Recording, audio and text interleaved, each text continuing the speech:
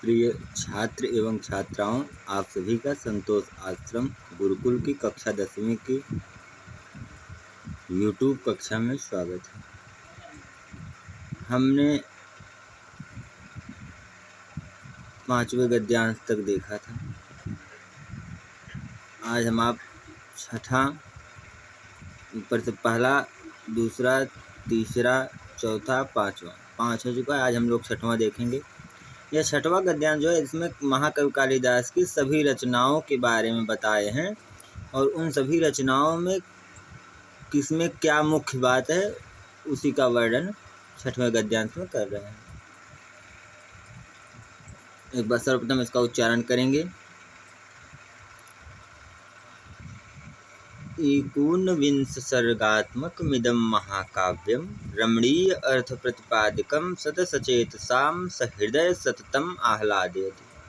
कुमार संभवे स्वामी कार्तिकेयस्य जन्म उपवर्णितम्। इदम् अपि काव्यम् 8 सर्गात्मकम् अस्ति। केचन समीक्षकाः 8 सर्गपर्यन्तमेव काव्यम् इदं कालिदासप्रणीतम् इति मन्यन्ते। मेघदूते यक्षयक्षिण्योः वियोगम् आश्रित्य विप्रलम्भशृङ्गारस्य पूर्णपरिपाको दृश्यते।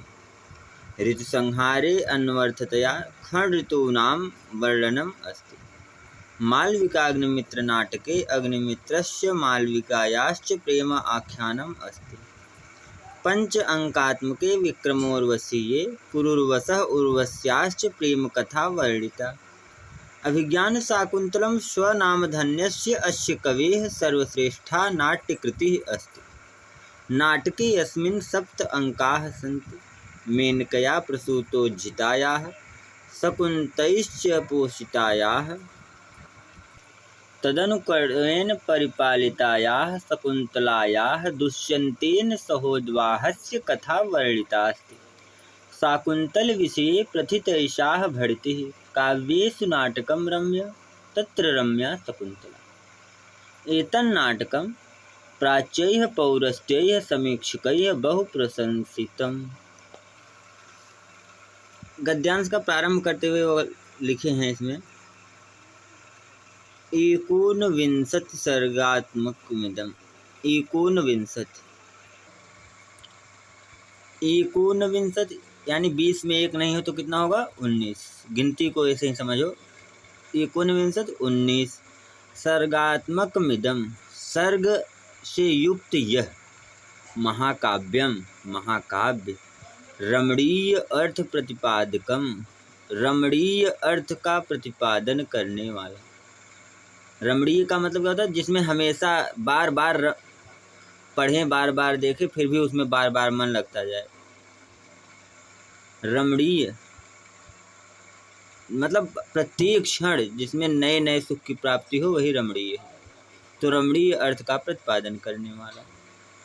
सचेतसाम, और सुंदर चित्त वालों, सुंदर बुद्धि वालों, सत्पुरुषों के हृदय को सततम आह्लादित, निरंतर आनंद देने वाला है। कौन? अब देखो पूरा इसका 19 सर्गों का यह महाकाव्य रमणीय अर्थ का प्रतिपादन करने वाला और बुद्धिमानों तथा अच्छी बुद्धि वाले लोगों के हृदय को निरंतर आनंद प्रदान करने वाला।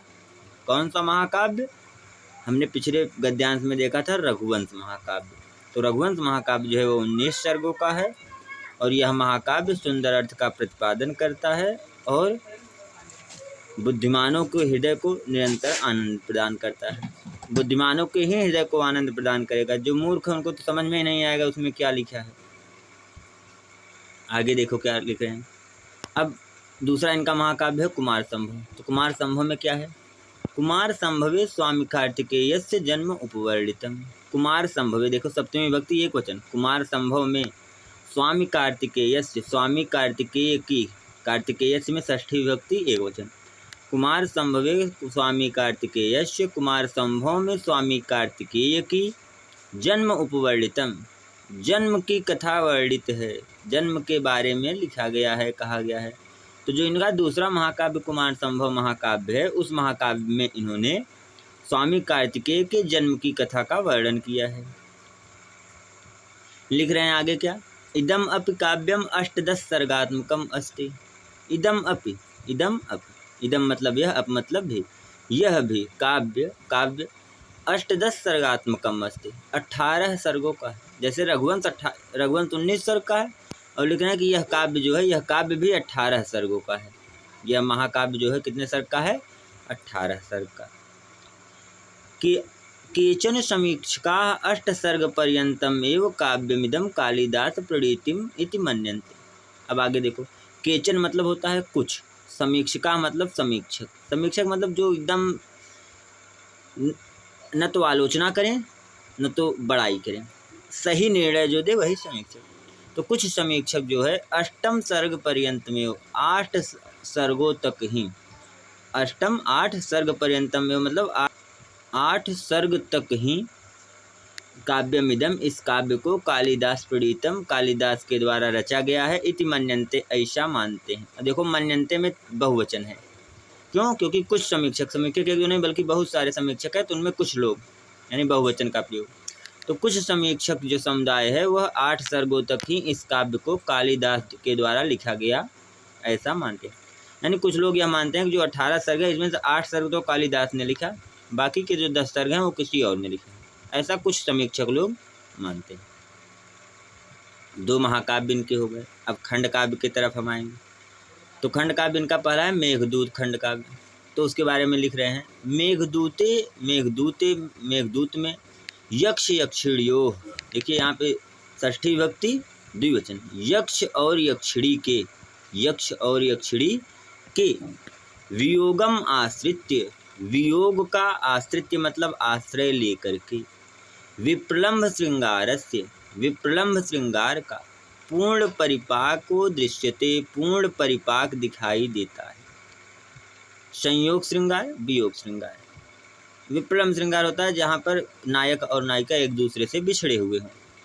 तो मेघदूत में जो है इन्होंने यक्ष और यक्षिणी के वियोग का आश्रय लेकर के, इनके मेघदूत में इन्होंने विप्रलम्भ श्रृंगार का पूर्ण परिपाक दिखाई पड़ता है। यानी ऐसा लगता है कि आज तक जो विप्रलम्भ श्रृंगार था वो अपनी कच्ची अवस्था में था, नई अवस्था में था, लेकिन इन्होंने जब मेघदूत में यक्ष और यक्षिणी के वियोग को दिखाया तो ऐसा पता चल गया, यह लग गया कि नहीं, ये जो विप्रलम्भ श्रृंगार था अभी तक अपनी कच्ची अवस्था में था, नई अवस्था में था, अब इसका पूर्ण परिपाक हो गया।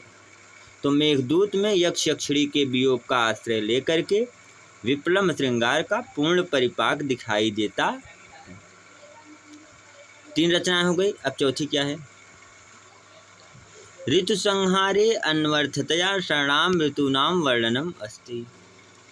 अब इनका दूसरा खंड काव्य है ऋतु संहार। ऋतु संहार का मतलब, ऋतु मतलब ऋतु होता है, संहार मतलब कहानी। तो ऋतु संहार में अन्वर्थतया, अन्वय के अर्थ के साथ, यानी जैसे जैसे शब्द हैं उसे एकदम साधारण से श्लोक लिखे गए हैं और बहुत ही आकर्षक ढंग से अर्थों का वर्णन किया गया है। तो ऋतु संहार में अन्वर्थतया, अन्वय के साथ अर्थ को लिखते हुए, हर ऋतु नाम, षणाम ऋतु नाम यानी 6 ऋतुओं का वर्णनम अस्ति, वर्णन किया गया है। देखो ऋतु नाम बहुवचन है। तो ऋतु संहार में अन्वर्थतया, अर्थों के क्रम के साथ 6 ऋतुओं का वर्णन है। ऋतु संहार खंड काव्य में अर्थों के क्रम के साथ 6 ऋतुओं का वर्णन। अब आगे क्या है? तो इनके 2 महाकाव्य हो गए, रघुवंश, कुमार संभव। 2 खंड काव्य के बारे में बता गया, मेघदूत, ऋतु संहार। अब 3 नाटक। तो पहला नाटक क्या है? मालविकाग्निमित्र नाटके। मालविकाग्निमित्र नाटक में अग्निमित्रस्य, अग्निमित्र के, मालविकायाश्च और मालविका के प्रेम आख्यानम अस्ति, प्रेम का वर्णन। अब जो इनका मालविकाग्निमित्र नाम का नाटक है उसमें कौन सी कहानी है? तो बता रहे हैं मालविकाग्निमित्र नाटक में अग्निमित्र नायक है और मालविका नायिका है। इन दोनों के प्रेम का वर्णन है, इनके प्रेम संबंधों के बारे में इस नाटक में बताया गया है। इस नाटक में उन्हीं दोनों की कहानी है, मालविका और अग्निमित्र की। दूसरा नाटक क्या है? पंच अंकात्मके विक्रमोर्वशीये पुरुर्वसः उर्वश्याश्च प्रेम कथा वर्णिता।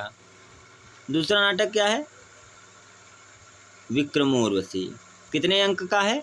5 अंकात्मक। 5 अंकों वाले विक्रमो उर्वशीय नाटक में पुरुर्वसः उर्वश्याश्च पुरुर्वा और उर्वशी की प्रेम कथा वर्णिता है। प्रेम कहानी का वर्णन है। तो जो मालविकाग्निमित्र नाटक है इसमें भी प्रेम कथा है, प्रेम का वर्णन है।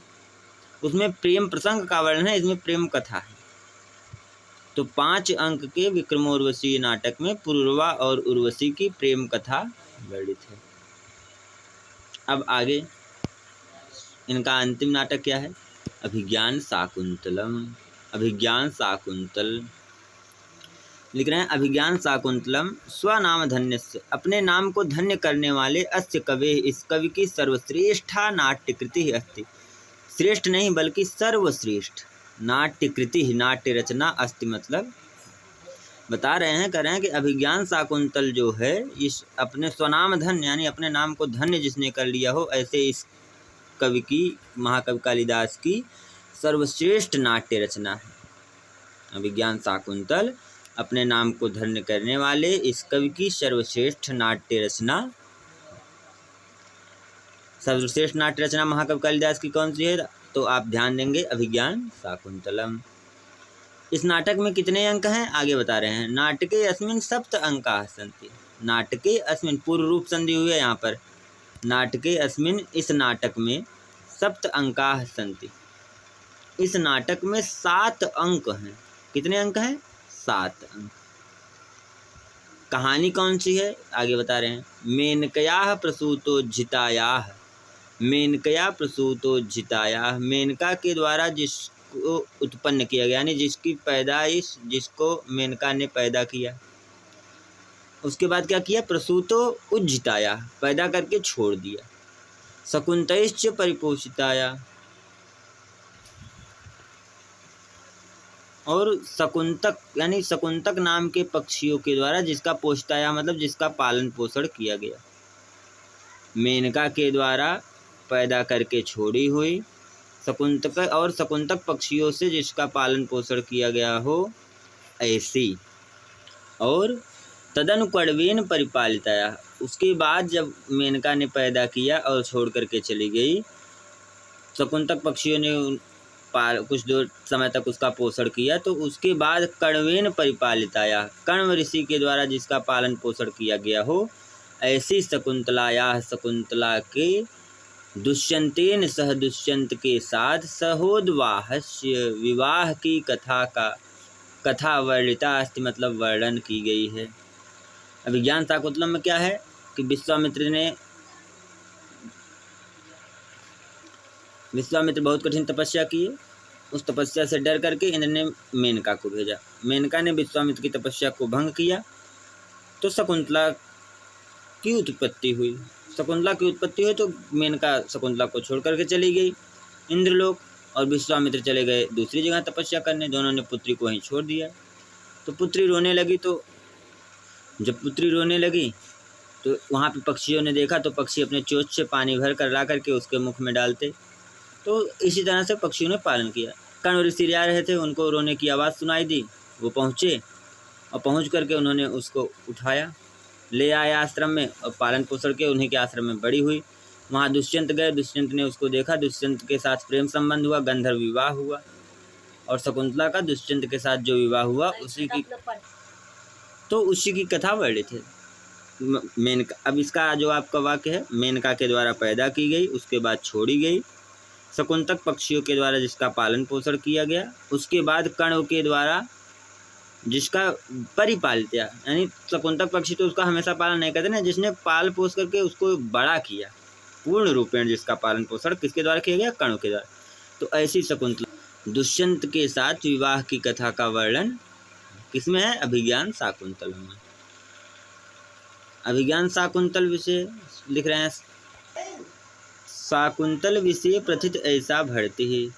शाकुंतल, अभिज्ञान शाकुंतल नाटक के विषय में प्रथित ऐसा है। ऐसा मतलब यह, प्रथित मतलब प्रसिद्ध है, भरित मतलब कहावत, लोकोक्ति, एक सूक्ति, एक बात ऐसी प्रसिद्ध है किसके विषय में? अभिज्ञान शाकुंतल नाटक के विषय में। क्या कि काव्येषु नाटकम रम्य तत्र रम्या शकुंतला। जिस प्रकार से काव्यों में महाकाव्य हैं, खंड काव्य हैं, चंपू काव्य है, बहुत सारे प्रकार काव्यों के प्रकार हैं। उन सभी में जिस प्रकार से नाटक जो है सबसे रमणीय होता है, सबसे सुंदर क्या होता है? नाटक। काव्यों में नाटक सुंदर होता है। तत्र रम्या, और लिख रहे हैं कि उन सभी नाटकों में, जितने नाटक आज तक लिखे, उन सब में रम्या शकुंतला सबसे ज़्यादा सुंदर, सबसे ज़्यादा अच्छी अभिज्ञान शाकुंतल नाटक है। नाटकों, काव्यों में नाटक रमणीय है और नाटकों में अभिज्ञान शाकुंतल रमणीय है। आगे क्या लिख रहे हैं? एतन नाटकम प्राच्यैः पौरस्त्यैः समीक्षकैः बहुप्रशंसितम। एतन नाटकम, इस नाटक की, प्राच्य मतलब पूर्वी, पौरस्त्य मतलब पश्चिमी, यानी पूर्वी और पश्चिमी, देशी और विदेशी दोनों समीक्षकों ने बहुप्रशंसितम, बहुत अच्छे से, बहुत ज़्यादा प्रशंसा की है। इस नाटक की पूर्वी और पश्चिमी समीक्षकों के द्वारा बहुत ज़्यादा प्रशंसा की गई है। इस प्रकार से आपका यह 6वां गद्यांश पूर्ण हुआ। ये बहुत ही महत्वपूर्ण है। इसको आप लोग 2-3 बार समझ लेंगी, देख लेंगी, पढ़ेंगी। जहाँ पर न समझ में आए उसको आप कमेंट बॉक्स में लिखेंगे। जिसको जहाँ पर कोई दिक्कत हो वो हम पूछ लेगा कमेंट बॉक्स से। हाँ, कोई भी आपको कहीं पर भी समस्या आती है तो आप हमारे नंबर से डायरेक्ट कांटेक्ट कर सकते हैं, बात कर सकते हैं, और नहीं तो आप कमेंट बॉक्स पे बात करेंगे, हम आपकी सारी समस्याओं को दूर करेंगे। बस आप पढ़ें, आगे बढ़ें, जीवन को सफल करें। जयतु संस्कृतम, जयतु भारतम।